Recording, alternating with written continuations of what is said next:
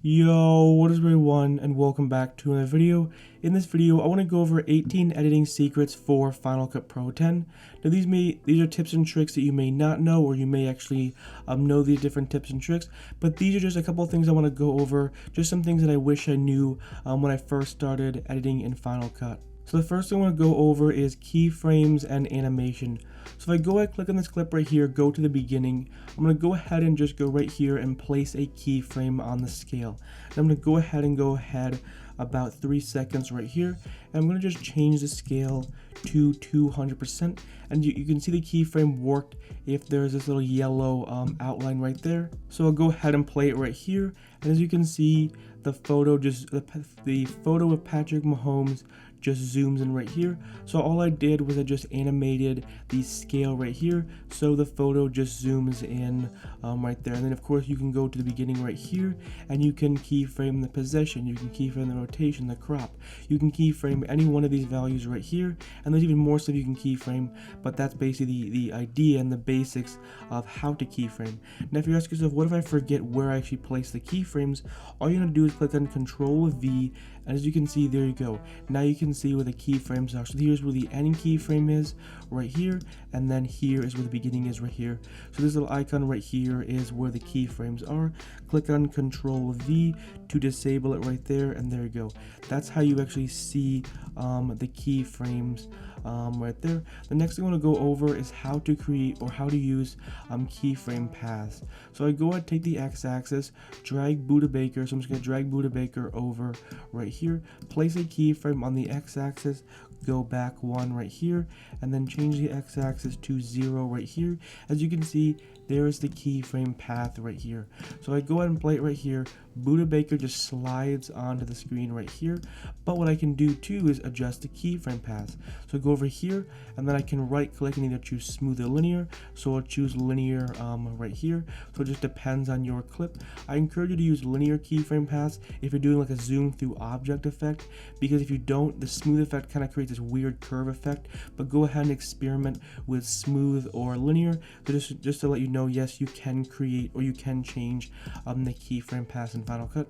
Granted, that's about as much as you can do. The keyframing animation is not that great in Final Cut, but it definitely gets the job done. Obviously it's not anything compared to After Effects. The next thing you want to do is you want to add some motion blur right here.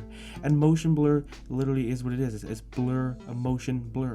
So what it just does is it helps smooth out any sort of motion in Final Cut. So if I play it right here, as you can see, there's a little bit of blur on Buddha Baker. So if I play it right here, so the animation is a lot smoother right there. So you can definitely always encourage you to add some motion blur. The next one we'll go over is the Ken Burns effect. So I'll go ahead, go to fit right here, go to crop right here. So just go to crop right there, go to Ken Burns, and then you can flip either where it starts or ends. So I'll have it start right here, and then just adjust it right here and move it into the position you want it to zoom into right there. I find the Ken Burns effect is better for scale because the keyframing is a lot smoother. So let's go ahead, and as you can see right here, as you can see, it's zooming into Patrick Mahomes' face right there. So it's basically just a faster way to keyframe rather than just manually keyframing. The next one we'll go over is the draw mask. So if you're wondering, can Final Cut cut out, subjects or people? Yes, it can. So go to mask right here, go to draw mask. So this is basically just the pen tool, of Photoshop right here. So go ahead and just, you can see right there, it's just like a basic, cutting out tool. You're basically just placing these points around the subject, and I'm going to do, a really rough job just for the sake of the tutorial. Masking is one of those things where obviously if you look back at some of my old videos, I was not even remotely good at it, especially in my very first video, my Ant-Man video. I was horrible at it, but I've gotten a lot better, so it's going to take practice. And then go over here and hover until you see this little circle, click on it, and there you go. Now you have cut out the subject right there. So what you can do is I'm going to go over a couple little things you can do with the draw mask. So I'm going to zoom in right here. I'll show you a couple things you can do. So you can see that edge is very harsh. So if I click on the edge right here, I'm going to go ahead and go over here, right click, and click on smooth right here. and then I'll go ahead, and I can adjust the smoothing out right here. And as you can see, now that edge is a lot smoother. I can also go over here, right click and click on delete point right there, or I can also right click and click add point, and that could change to linear. As you can see right there, now I can add a point right there. The next thing I can do too is I can feather the mask. So if I go to feather right here, basically as you can see right here, all that does is it just helps smooth out the edges. So anytime you're done with a mask, I always encourage you to feather it by like -3 or -4, just to give the edge, help the edge be a little softer. I can also go right here, invert the mask right here, so that obviously has its time and place. So you can invert the mask if you want. Now if you're wondering, okay, how do I cut out this section right here, I always encourage you to never add more than one mask onto a clip. So go ahead, click on option right here, and we'll just call this test right here. Anytime you want to add another draw mask onto the clip, I always encourage you to add or create a compound clip. Then head back over to mask right here, add another draw mask right here, and then just go ahead and I'll just do like a rough selection. I'll cut up Patrick Mahomes right here, and then invert the mask, and there you go. Anytime you're adding multiple masks to one clip, always encourage you to create a compound clip, because your computer is going to run a lot smoother.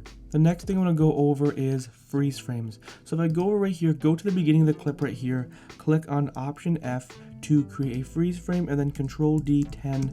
So I'm just going to set it to 10 frames right there. So I go ahead and play it right here. As you can see, it freezes right here and then goes into the next clip right there. So what I'm going to do is I'm going to go ahead, as you can see, I just place it on the clip right there. So what I'm going to do is just adjust the duration to 10 frames. I'm going to take a draw mask right here, and I'm just going to do a very rough cut, just to kind of, again, just like the draw mask, just to kind of basically go over the idea. So you always want to mask out your freeze frame right there, and as you can see, there we go, that's what it looks like, a very basic look right there. What I'm going to do is I'm going to go ahead and create a copy right here. So all you have is just create a copy, held down option to create a copy, go over here, add a color board right here, crank up the exposure, and then I can crank up the saturation right there. I'll let it render right there. I'll go ahead and just disable the top clip right here. So and then I'm going to go ahead and go over here to blur, and I'm going to add a focus blur right here. So as you can see, it kind of creates this really cool kind of glow outline, and then I can move it until I get the look that I wanted right there. So I'm going to go ahead, click on option, and name this one freeze frame right here. So you can see right there, that's just a very basic freeze frame. Now I'm gonna wait for it to render right there. So what I'm gonna do is, when this is at 10 frames, I'm going to create a copy. I'm gonna go ahead and click on control D 7 right here, place it over here, and what I'm gonna do is head over right here, and I'm just gonna let it render right here, hold down option, create another copy right here. I'll wait for it to render, and then click on control D 4 right here, go over right here, and then this is what the freeze frame looks like right here. I'm going to go to this middle clip right here, and I'm just going to type in -200 right here, and then I'm going to go to this bottom clip right here, and I'm just going to go by 400. So each one's going by -200 right there. So I go ahead and play it right here. This is what the final edit, again, this is just an example. So as you can see right there, you have created this really cool freeze frame transition, and especially if the subject is moving really fast, the freeze frame will look a little bit weird. So by having this kind of like panning, this freeze frame effect, it kind of already creates this really cool motion. Obviously, with a better draw mask, it's going to look a lot better right there, and voila, you create a really cool freeze frame in Final Cut. The next one I'll go over is how to create a split screen in Final Cut. So I have Matt Ryan right here. I'm going to go ahead and take the Gronkowski clip, and put it on top of the Matt Ryan clip right here. Now I'm going to go to view, and I'm going to go ahead and click on show horizon right here. Now I'm going to take the Gronkowski clip and just move it over right here, go to crop right here, and then just adjust the crop right there. Now I'm going to go back over to the Matt Ryan clip and adjust the x-axis right there, and voila, you have created a freeze frame. So a split screen effect. So go ahead and just place the clip on top and adjust the scale right here. As you can see, there you go. Now you've got a very generic split screen effect. If I go ahead and take this Kyler Murray clip right here, put it on top right here, all I want to do is just adjust the scale to 90%, and now I have a split screen with kind of like a frame in frame effect right there, and that's what it looks like right there. That's how you create one of those very basic effects. The next thing I'm going to go over is adjusting the opacity. Now, as you can see right here, here's an example right here of a Dick's Sporting Good ad right here. So let's say I wanted to recreate the effect. Now, I'm not going to completely recreate it because that would take a little while, but I'll just go ahead and show you the idea of how to recreate effects. This is basically what I do. Anytime I see an effect that I really like, I just screen record it, put it into Final Cut, and then just kind of do this thing right here, where I'll go ahead and just change the opacity right here. Okay, so this is right here. So I'll go ahead and just hold down Option, create a copy, and then okay, so this the person's right over here, adjust Kyler Murray right here, the frame ends right here, adjust the crop, and there we go. There's the basic idea right there. So let's go ahead, and I'll change the opacity again, and then as you can see, there we go. Right there. So basically what you're just doing by adjusting the opacity, you can help line up clips and you can recreate some really cool effects. So I'm saying if you see a really cool effect, screen record it and then put it into Final Cut, adjust the opacity, try to line stuff up and just try to mess with stuff. And that's literally how I created this.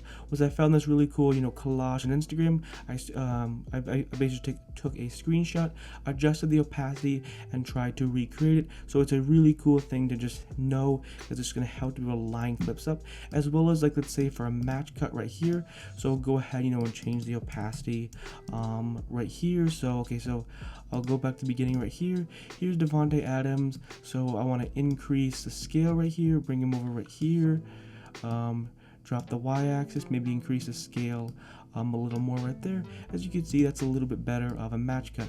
So it can help with you recreating effects by screen recording them, or it can also help you recreate match cuts right there. So that's just a really helpful tool to know that it exists. The next one I'll go over is the aspect ratio right here. So you can see right here, I'll put this up on screen, but here are all of the different aspect ratios. If you're wondering, okay, how do I adjust the aspect ratios? Command N to create a project right here. And then as you can see right here, I'll go to format right here, and then here are your different formats or aspect ratios right here.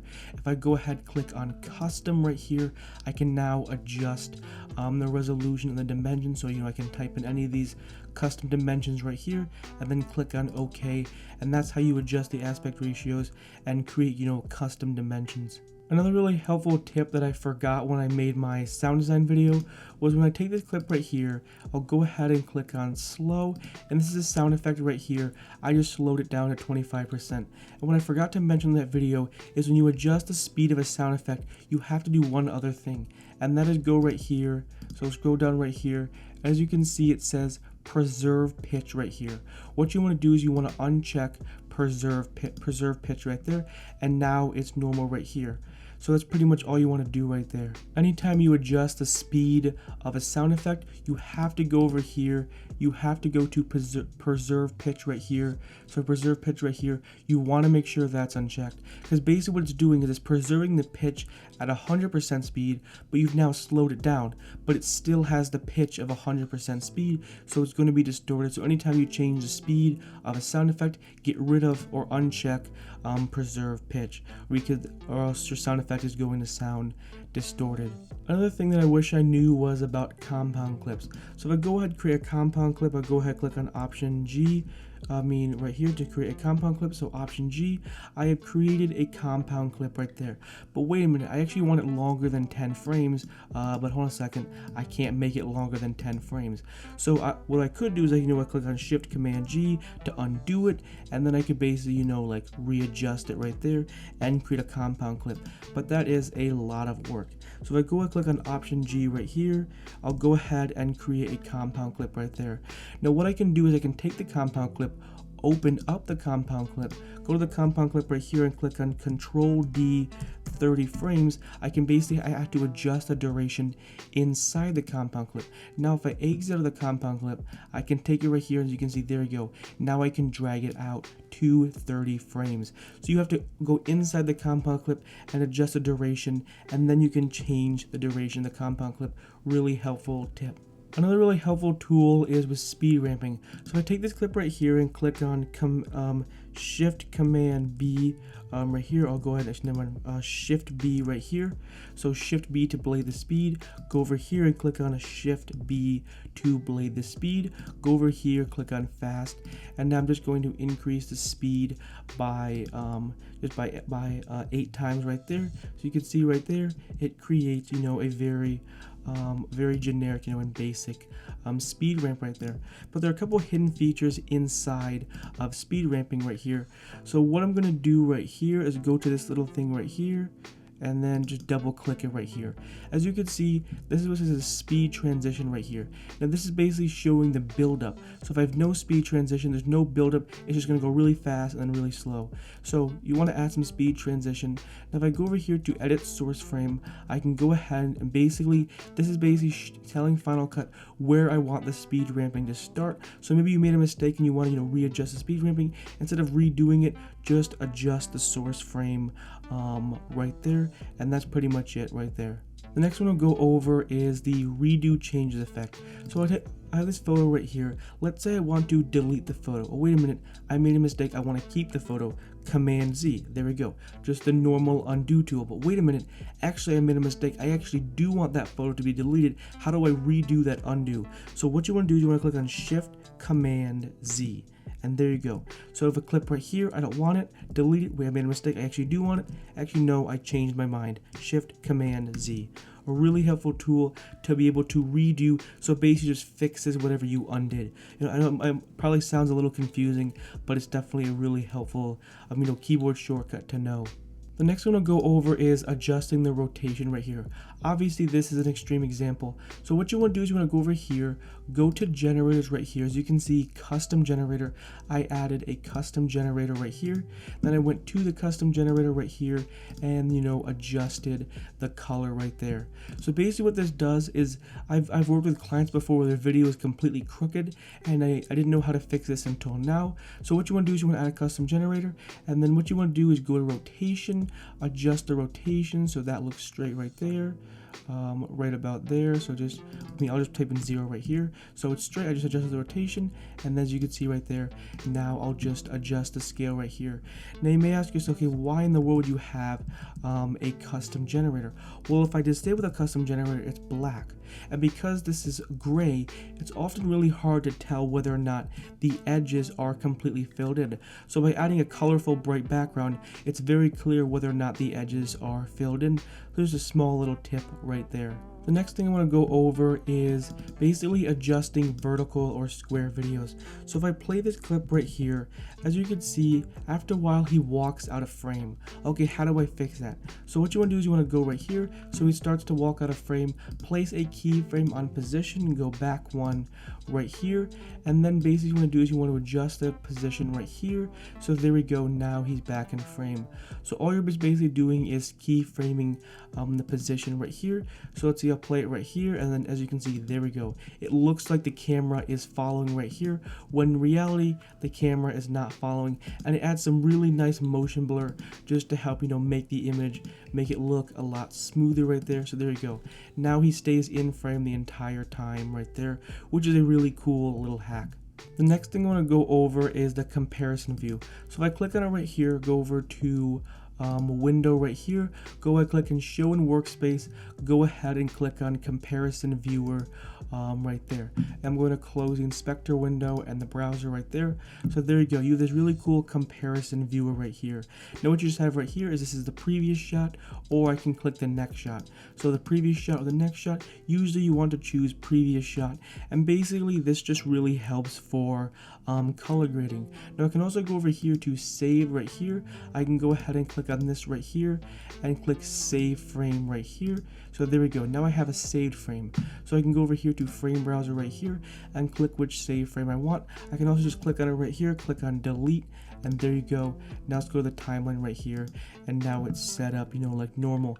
What you want to do next is go over to view video scopes right here, make sure it's on vertical layout, go to here, view video scopes right here, and now you can color grade your footage and make sure the color grade matches up.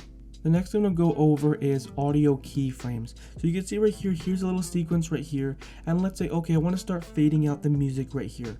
Just go ahead and click on option right here and click on the mouse. So click on option right here. Now let's go a couple seconds, click on option. Now we're going to change this down by like 10. Go to the next one, hold down option, change this down by like 10.